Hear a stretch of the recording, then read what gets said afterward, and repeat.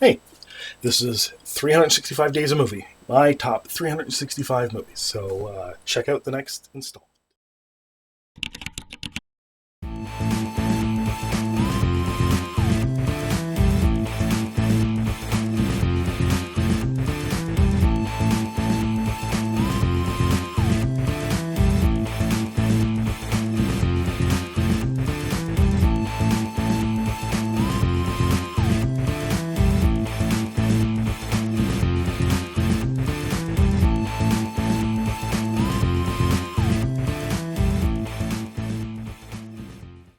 Number 149, The Lord of the Rings, The Return of the King.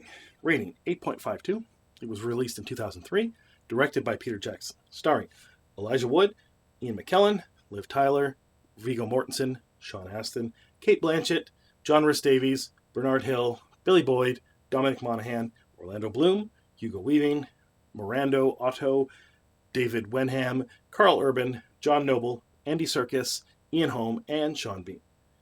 The culmination of nearly 10 years' work and the conclusion to Peter Jackson's epic trilogy based on the timeless J.R.R. Tolkien classic, The Lord of the Rings, The Return of the King, presents the final confrontation between the forces of good and evil fighting for control of the future of Middle-earth.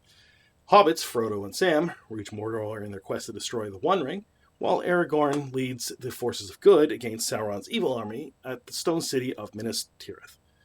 This is a wonderful movie. I love the Lord of the Rings movies. My favorite is the first Lord of the Ring movie. But this is a pretty good conclusion to a massive trilogy. And of course, this entire series of movies was, given numerous nominations at the Oscars and won numerous awards at the Oscars. Probably the most out of any trilogy. Well, definitely the most out of any trilogy, but certainly, I believe The Return of the King equaled the number of won Oscars with another movie, so it's tied for first place. Now, there are some people that suggest that this movie is sort of the culmination of everything Hollywood is capable of, meaning that the music is at its peak, and the costuming is at its peak, and the practical and special effects are at their peak, and everything is firing on all cylinders. And I got to agree that this entire trilogy, if taken together, is the epic that Hollywood was waiting to make.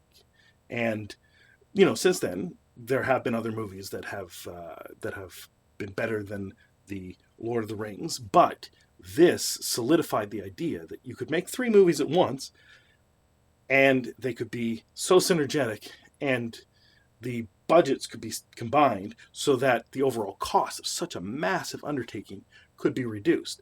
However, at greater risk. And luckily, the studio took that risk because the movies are so intertwined together that it feels like one book, and it almost feels like cheating to not watch all 3 at the same time. So I think you should check them all out. Hey everybody, this has been 365 Days of Movies. We're going to keep plowing ahead. So let me know what you think of this movie, and if you want to discuss it further, comment below. If I get a lot of interest, I may very well make a full review of the movie, maybe even a video essay. So let me know what you think, and let's get to the next one.